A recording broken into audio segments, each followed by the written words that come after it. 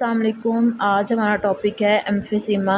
आज हम एम्फीसीमा पढ़ेंगे। In emphysema the inner walls of the alveoli become weak and then rupture. कि आपकी जो एल्वुलाई होती है उसकी इनर वॉल जो है वो या तो वीक हो जाती है या फिर रप्चर मतलब फट जाती है। Thus one larger air space is created instead of many small ones। अब यहाँ पे देखें कि हर एक की अलग अलग स्पेस है, लेकिन जब ये फट जाती है तो सिर्फ एक स्पेस रह जाती है या फिर कहीं कहीं थोड़ी बहुत स्पेस रह जाती है। So the space for gases exchange decreases and the patient can not breathe properly. जब गैसेस एक्सचेंज के लिए स्पेस कम हो जाएगी तो पेशेंट सांस भी सही तरह से नहीं ले पाएगा। तो ये हमारे पास एम्फीसीमा था। क्या था कि इसकी जो एल्वुलाई की वॉल है वो वीक हो जाती हैं और फट जाती हैं, जिसकी वजह से स्पेस कम हो जाती है और पेशेंट सही तरह से सांस नहीं ले पाता। अब इसकी वजह क्या है, क्यों होता है? Long term exposure of irritant in air. बहुत सारे ऐसे पेशेंट होते हैं जिनको स्मोक से एलर्जी होती है, जिनको डस्ट से एलर्जी होती है, लेकिन वो उसी इन्वायरमेंट के अंदर रह रहे होते हैं और जैसे कि टोबैको स्मोक, केमिकल फ्यूम्स मतलब केमिकल धुआं निकलता है केमिकल्स का, एंड अदर एयर पोल्यूटेंट, और बहुत सारे एयर पोल्यूटेंट्स की वजह से होता है, लेकिन वो उसी में काम भी कर रहे हैं, सारा कुछ कर रहे हैं, वो प्रॉपर अपनी केयर नहीं कर रहे होते।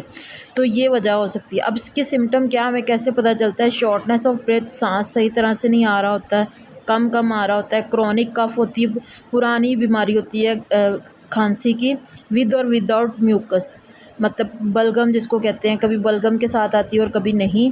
विजिंग मतलब छींकें आती हैं, एंड चेस्ट टाइटनेस, और ऐसे लगा रहता है जैसे किसी ने चेस्ट ऐसे सप्रेस की हो, दबा के रखी हो, और सही तरह से सांस नहीं आ रहा होता। अब इसके ट्रीटमेंट क्या है, क्या इलाज है इसका? Medicines to relieve cough and breathing problem. ऐसी मेडिसन ले जो कि आपकी खांसी और आपके सांस के प्रॉब्लम को थोड़ा कम कर सके, उसको ठीक कर सके। Emphysema can not be cured completely. Emphysema जो है वो मुकम्मल तौर पे ठीक नहीं हो सकता, इसका कोई इलाज नहीं है। उसके बाद आता है नमूनिया। इसमें पी जो है वो साइलेंट होता है। नमूनिया इस वर्ड को पढ़ेंगे। नमूनिया is a inflammation in the lungs. Inflammation कहते हैं सूजन इन द लंग्स। लंग्स के अंदर सूजन हो जाती है। यहाँ पे देख लें आप, ये नॉर्मल लंग्स है, जब इसमें पस आ जाती है तो ये सूज जाते हैं। Due to infection in the alveoli these are filled with pus. जब सूज जाते हैं, क्यों सूजते हैं? क्योंकि इसके अंदर पस जो है वो भर जाती है, जिसकी वजह से उसकी एल्वुलाई के अंदर जो है वो इन्फेक्शन हो जाता है। अब इसकी वजह क्या है? इन्फेक्शन बाय बैक्टीरिया, वायरस और फंजाई। ये बैक्टीरिया की वजह से हो सकता है, वायरस की वजह से, या फंजाई की वजह से हो सकता है। अब उसके बाद इसके सिम्टम्स क्या हैं? इसके सिम्टम ये है कि the pneumonial patient suffers from high fever, उसको बहुत तेज़ बुखार होता है, चिल्स मतलब ठंड लगती है, शॉर्टनेस ऑफ ब्रीथ, सांस कम कम आता है या रुक रुक के आता है, एंड कफ विद स्पूटम। अब स्पूटम क्या होता है? एक सीटी की तरह से जो है वो खांसी आ रही होती है बलगम के साथ, और अजीब सी किस्म की जो होती है वो खांसी होती है इसमें। अब ट्रीटमेंट इसका क्या? Bacterial pneumonia is treated with using antibiotic. इसमें हम एंटीबायोटिक यूज़ करेंगे। The viral and fungal pneumonia are treated by using antiviral and antifungal drugs. अब एंटी साथ में लगा हुआ है, एंटी वायरल, वायरस को ख़त्म करने के लिए जो वायरस के ख़िलाफ़ होती है मेडिसिन वो, और फंगस के ख़िलाफ़ जो मेडिसिन होती हैं वो ली जाती हैं respectively. Bacterial vaccines are also available to prevent bacterial pneumonia. इसके अलावा भी वैक्सीन पाई जाती हैं जो कि बैक्टीरियल निमोनिया को से बचाती हैं। उसके बाकी है हमारे पास asthma. Asthma is an inflammation of the bronchi in which bronchioles bronchi and bronchioles swell and are constricted. इसमें ब्रोंकाई और ब्रोंकियोल्स, अब ब्रोंकाई और ब्रोंकियोल्स हम लोगों ने पीछे जो है वो यहाँ पे पढ़ा था कि ये हमारे पास ब्रोंकाई है, और इसके साथ जो आगे ये डिवीज़न हुई होती है ब्रोंकाई की, वो उसको कहते हैं ब्रोंकियोल्स। इसके अंदर जो है वो स्वेलिंग होना शुरू हो जाती है, ये तंग होना शुरू हो जाती है। जैसे ये आपके पास एक नॉर्मल है और इसके अंदर ये देखिए अगर म्यूकस आ जाएगा तो कितनी कम स्पेस रह जाती है सांस के लिए। अब इसके सिम्टम क्या है? Recurring attack of the shortness of breath, wheezing whistling sound when breathing out.